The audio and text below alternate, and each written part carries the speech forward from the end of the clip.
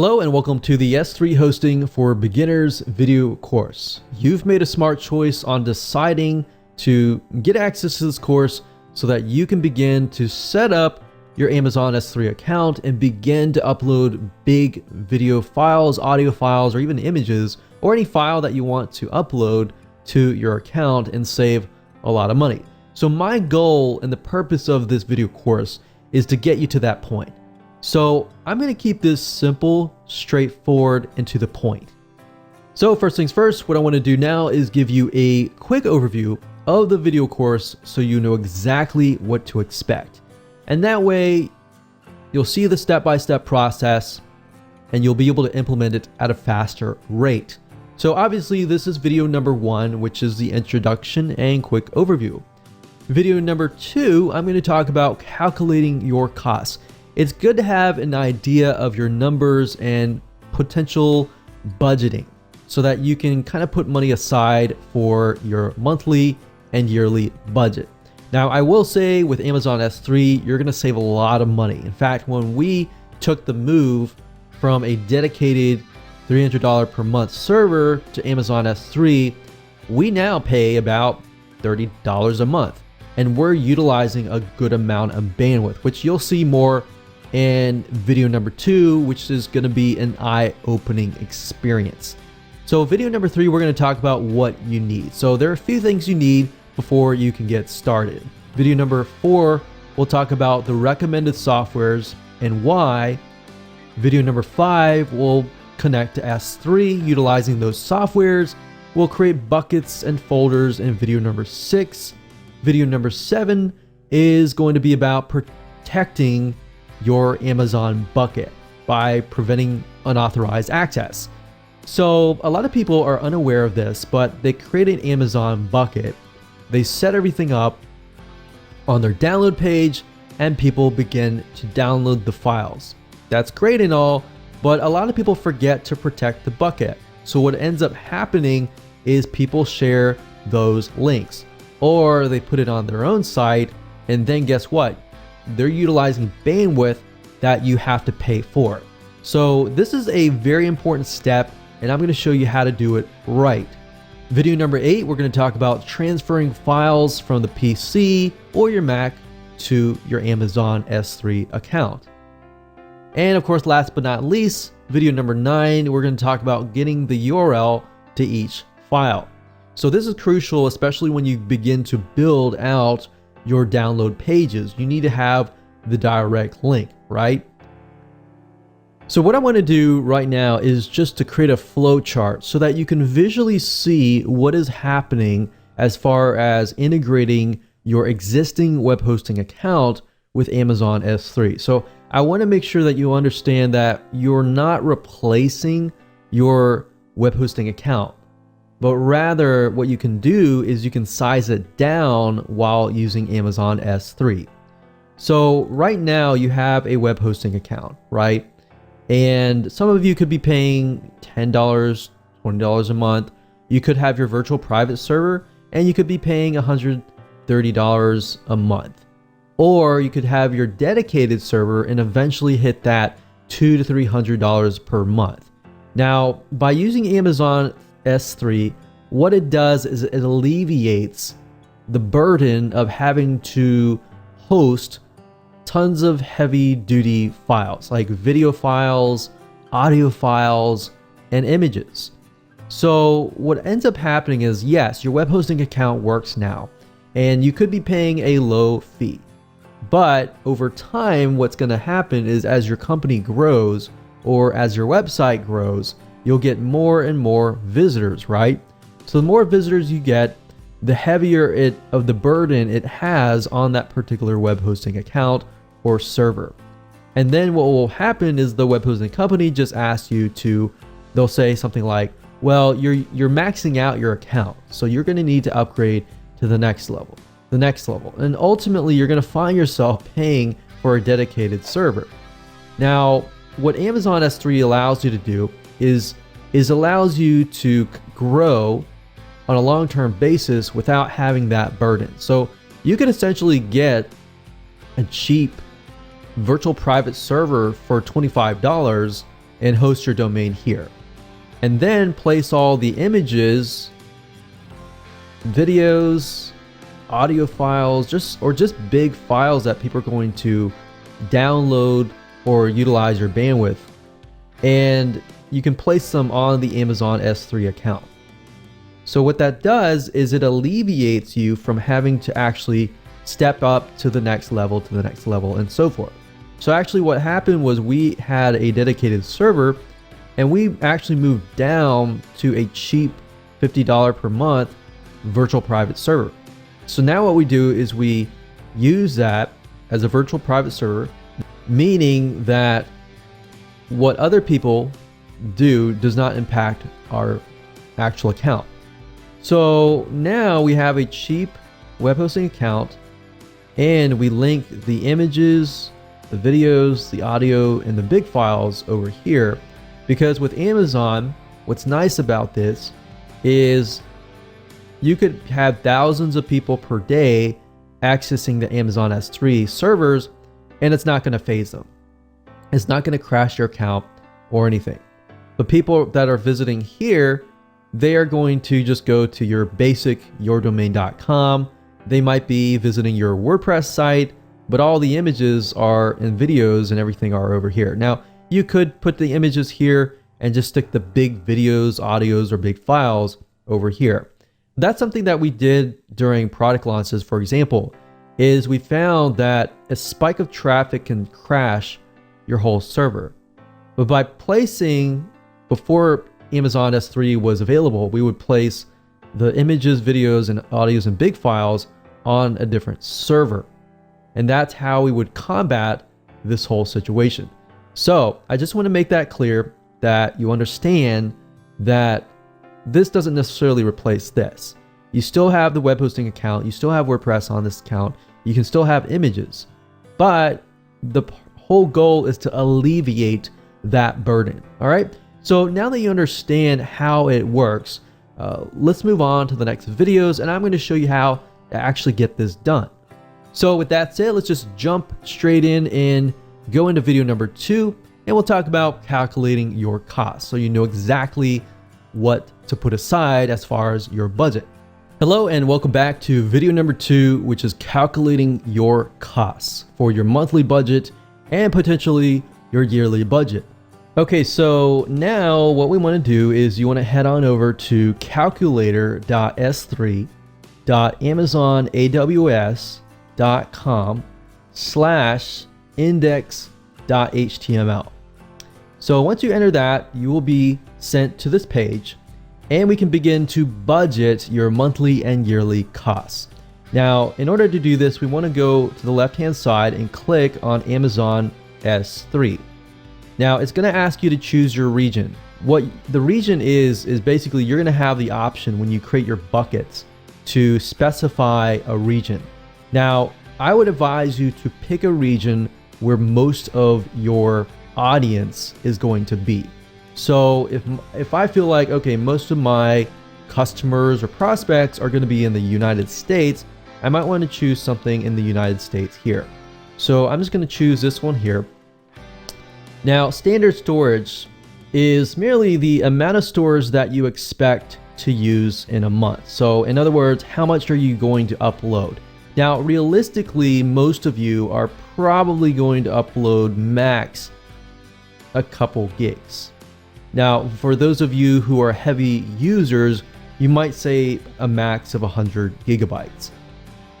Now, imagine this.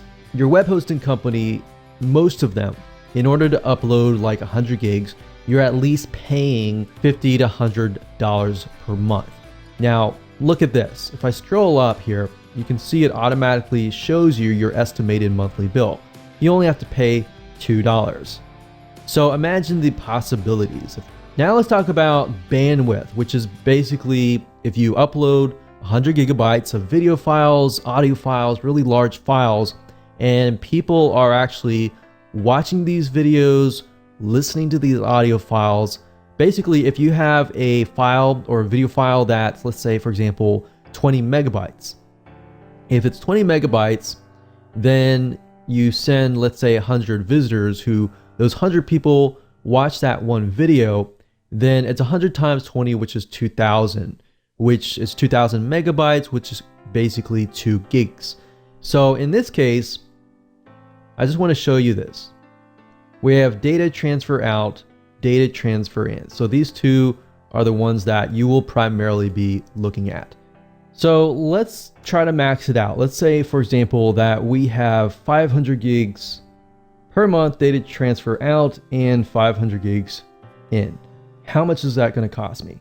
$55 per month, which is not a lot of money compared to web hosting companies that usually promise you unlimited plans, and realistically there is no unlimited plan. So let's max it out and let's just say 500 gigs out and 500 gigs in. Now, I will be honest, most of you will never really reach even 300 gigs in and out. So if that's the case, then you're paying only $37 per month. You see, so for example, I have about 100 gigabytes worth of storage space, and I'm using about 300 to 500 gigs in and out. And this considerably is, I got thousands and thousands of people coming to the site watching videos at all times. So unless you're at that point, you're not even going to have to pay anywhere close to $27. So I would say the majority of you, if you're just getting started, or even if you are a heavy user and you do have thousands of people visiting your site, you're more likely to be about in the range of 150. So even that case, you have a $14 monthly bill. So $14 monthly bill, that times 12, we'll just do 15. It's about $180. So that is a lot better, and considerably, it's a lot faster compared to web hosting companies. And we've tested this over the years and found that Amazon S3 is just saves you a lot of money and headache in the long term. So this allows you to have a basic web hosting account where you can put your website on it, but then put all the heavy files like the images and the videos and the audio files and the big files on Amazon S3. So now that you know how to budget, let's move on to the next video. Welcome to video number 3. We're going to discuss what you need before you can get started. So what you need to go ahead and do is open up your internet browser, go to the website aws.amazon.com/S3. That's aws.amazon.com/S3. And you're going to see this particular Amazon S3 site. It's also known as Amazon Simple Storage Service, same thing as S3. So what you need to go ahead and do is, if you don't have an AWS account, go ahead, click create an AWS account. And then next, you need to log into your account. And if you go to the billing dashboard right here, you go down to payment methods. What you need to do is you need to add a credit card for this to work. So go ahead and do that now. And in the next video, we'll discuss different recommended softwares that you can use.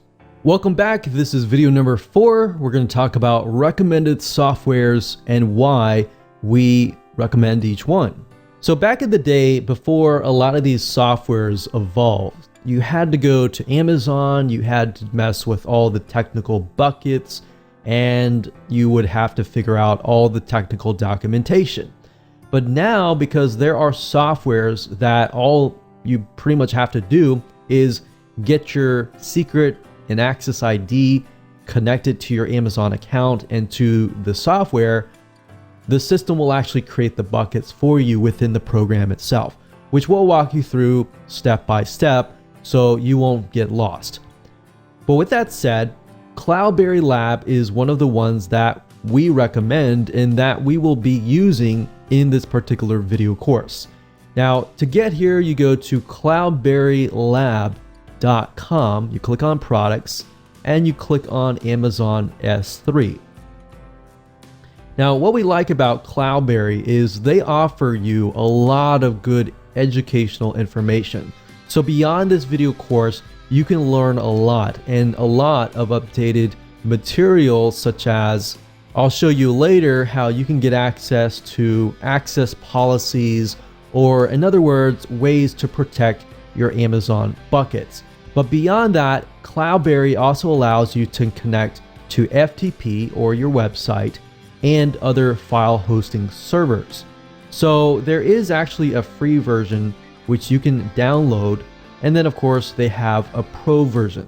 So if you just want to start out with the free version first, and then you feel like you can upgrade to the pro version and you want to upload files at a faster rate, you can do that. The second software is S3, and same goes for that. It's only compatible with Windows clients. Now the S3 browser, it also has a free version which you can download. A lot of them are very similar but produce the same results. Now if you use a Mac computer, so another software that we recommend is cyberduck.io. That's cyberduck.io. And when you go to the site, as you can see, this is compatible with FTP, S3. As you can see, it is compatible with both Windows and Mac. So I just wanted to show you this if you are a Mac user. Now, another option that you can take is by using the S3 Fox, which is a plugin for Firefox. So to get here, basically search for S3 Fox Firefox plugin, and you'll go here. Now, while this does allow you to connect and upload files for free, the problem with this is it doesn't have as many features as S3 Browser, Cloudberry, or the other programs have. So just keep that in mind when you are going through and deciding on which software is best for you. Hello and welcome to video number 5. We're going to discuss how to connect your software to your S3 account so you can begin to upload files. Okay, so the step number 1 consists of you opening up your Cloudberry S3 or S3 browser, or even the CyberDuck if you're using a Mac computer. Most of them are very similar. Now in Cloudberry, we're using this because we really like Cloudberry. We've used other softwares before and we just like Cloudberry. So really it comes down to your preference. Now they're all the same. Now with Cloudberry, what you can do is on the left hand side, you're going to see source. So under source it says my computer. So we click this drop down menu and we click on new storage account. Now with Cloudberry, it gives you a ton of different options. Now you don't really need most of these options, but it gives you the option to connect to your website FTP. And what you can do is you can actually transfer files from your FTP or your website to Amazon S3. So that's a nice thing. If you want to transfer files from here to here or from your computer to Amazon S3, you have the option to do that. So what we need to do is we need to create an Amazon S3 storage account. So we click this, double click it. Now it's going to ask you for the display name, which is basically it tells you what the account is, and that's just for you. Next, it's going to ask you to enter your access and secret keys. And these are 2 items that you can only get from your Amazon account. Now, the same with S3 Fox or S3 Browser or CyberDuck. They're all going to ask you for the access key and secret key. What's nice about this is once you get the key, it'll connect to the system and you don't need to worry about creating buckets within the Amazon S3 dashboard, which is something that you used to do. So you can do everything within the program itself. So now what I want to do is step 2 is to show you where to get these access and secret keys. Now, assuming that you have created the Amazon AWS account, what you need to do next is, after you have added your credit card, is up at the top, click on your account name and click on My Security Credentials.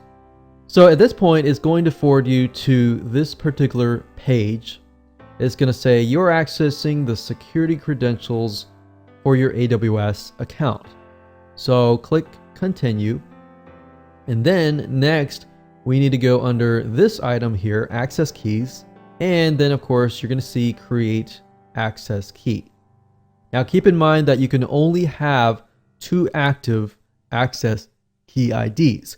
You cannot have more. So if you need to make more inactive, you just click on make inactive.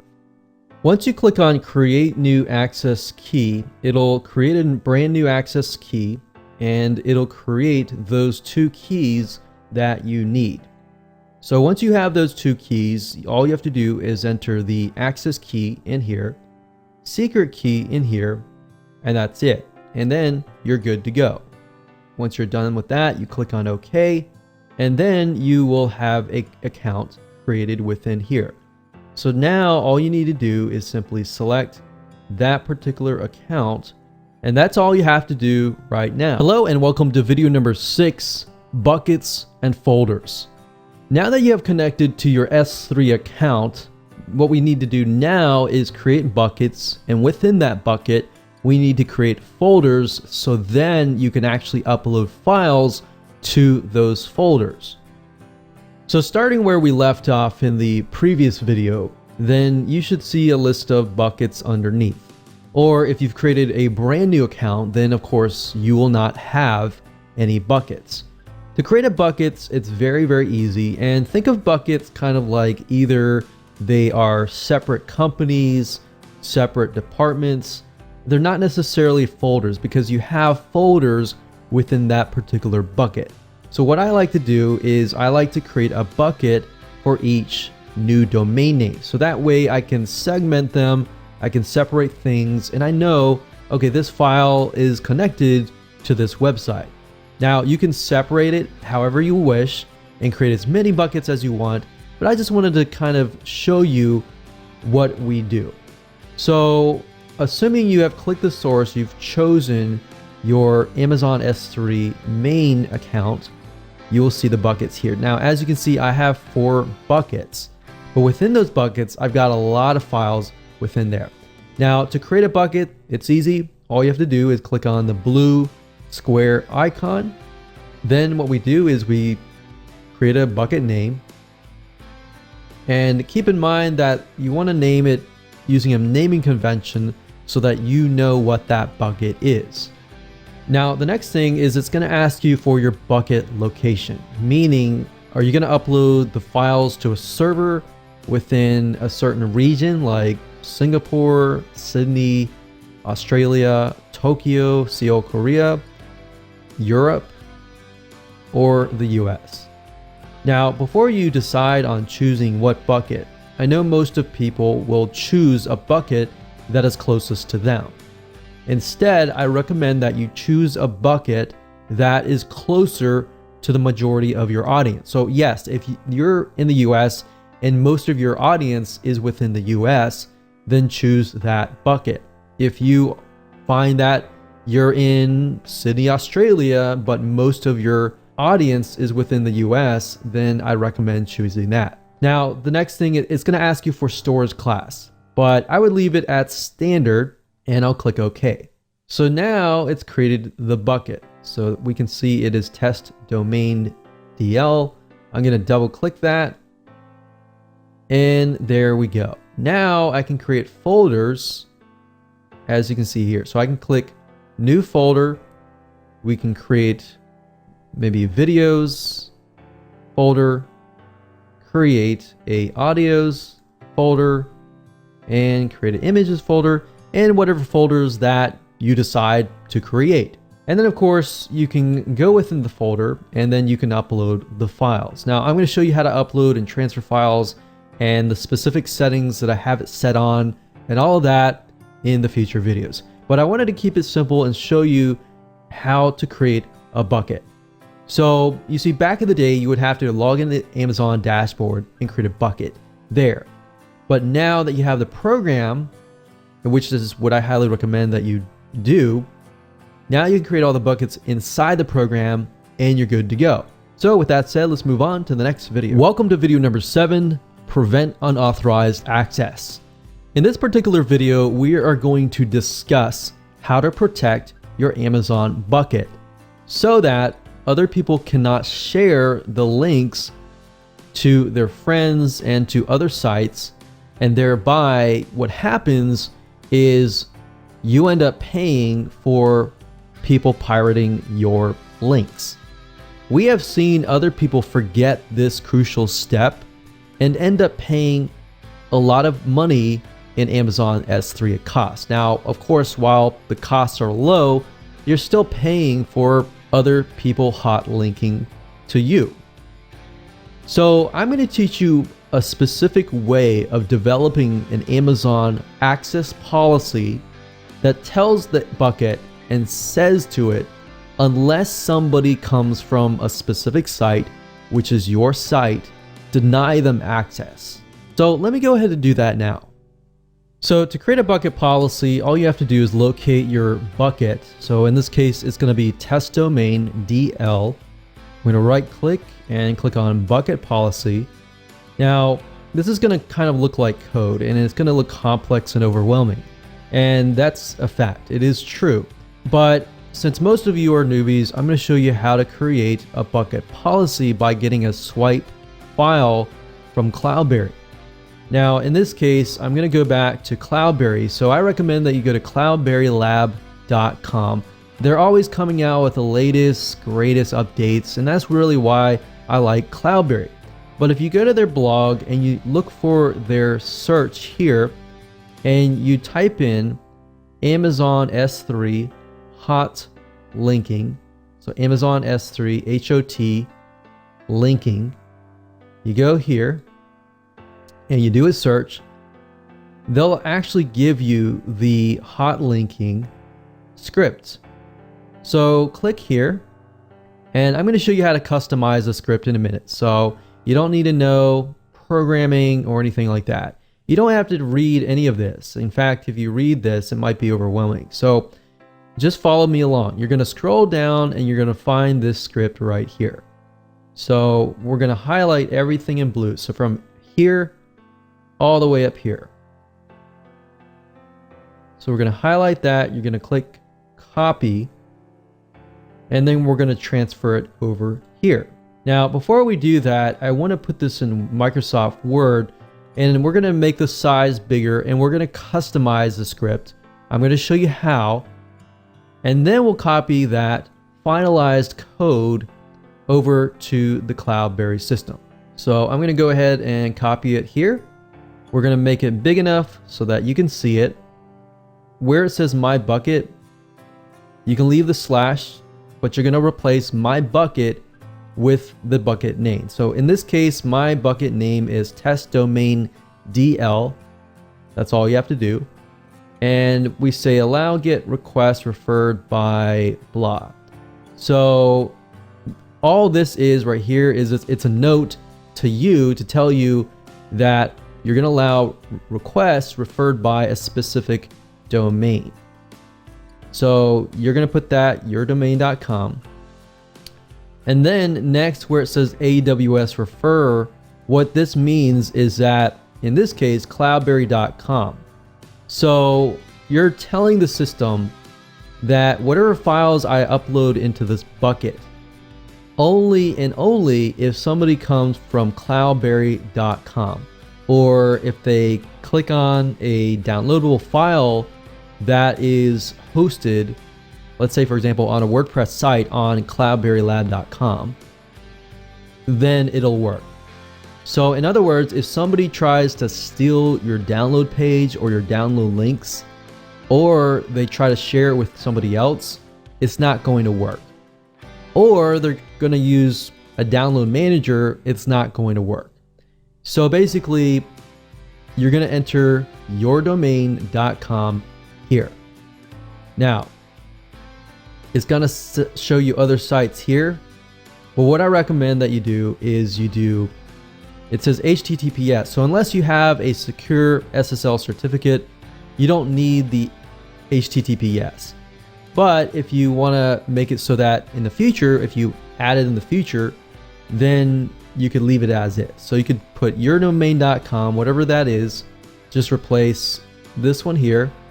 So this one here is the regular HTTP without the www. So you can put yourdomain.com. So just a different variation of it. And then of course, you don't need this.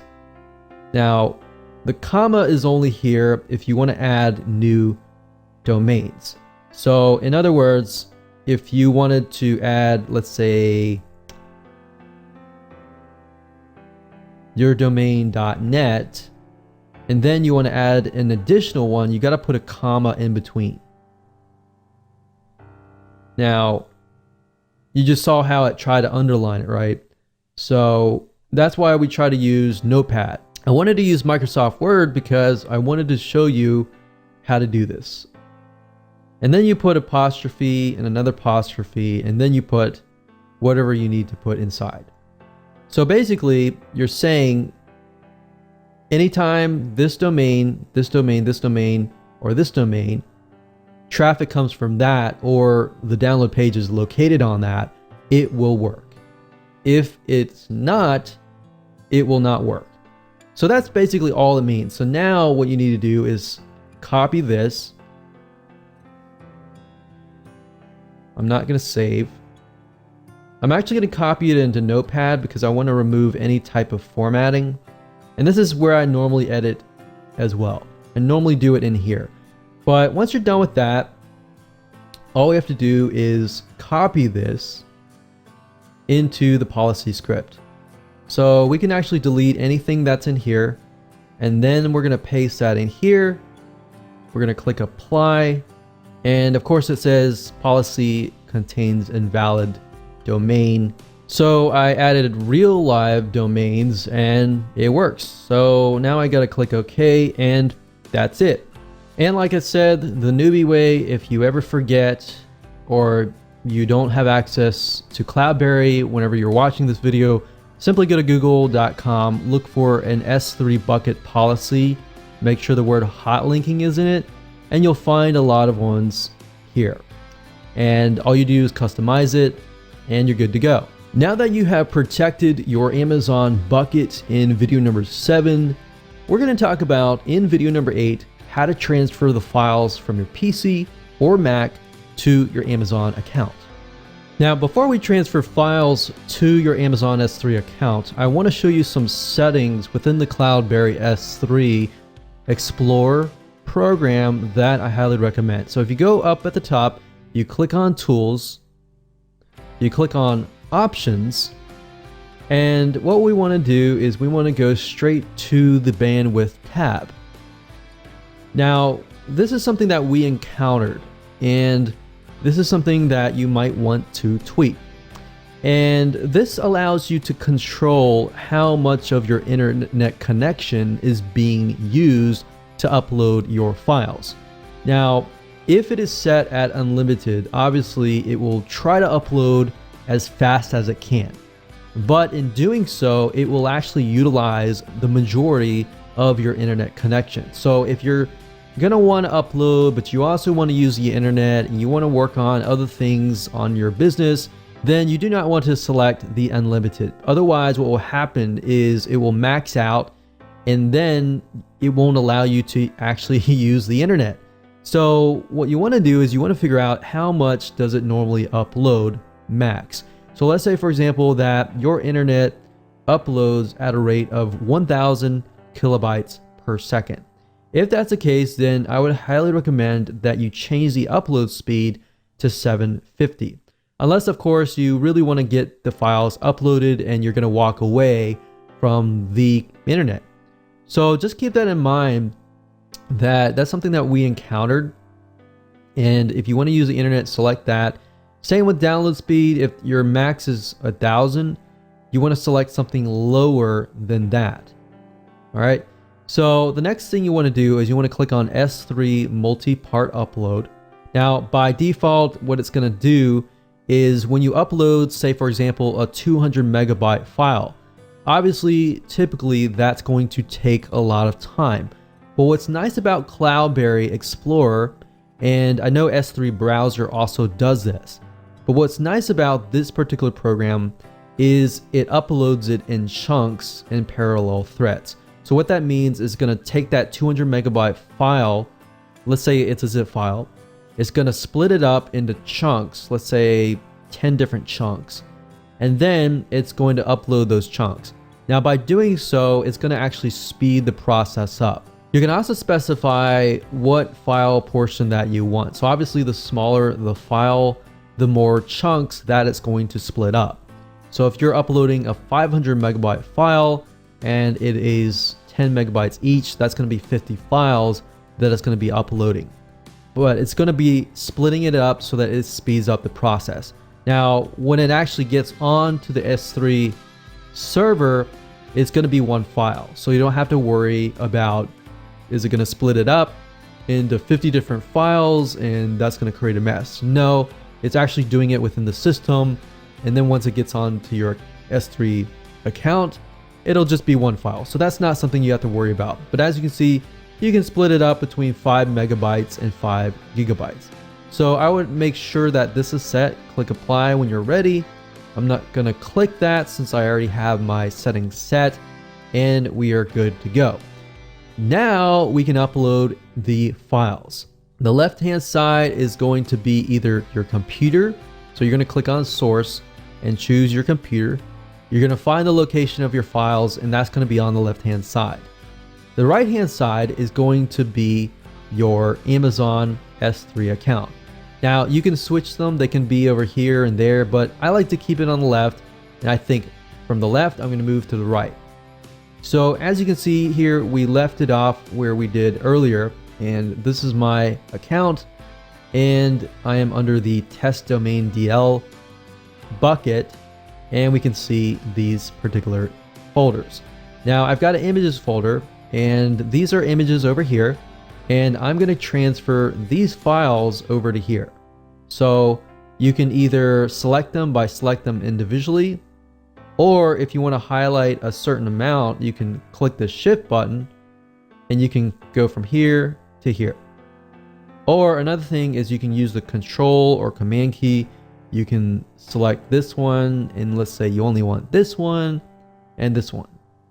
So that's how to select the files. Now, of course, when you want to transfer them, you simply click left on your mouse and you click it. You don't let it go yet. You drag it over here and then you let it go. And then it says, do you really want to copy these files? Yes, I do. And as you can see, the process is being uploaded. So that's how fast this system is in uploading it. I'm using the multi-part upload option, and as you saw, within less than a second we uploaded all of these images.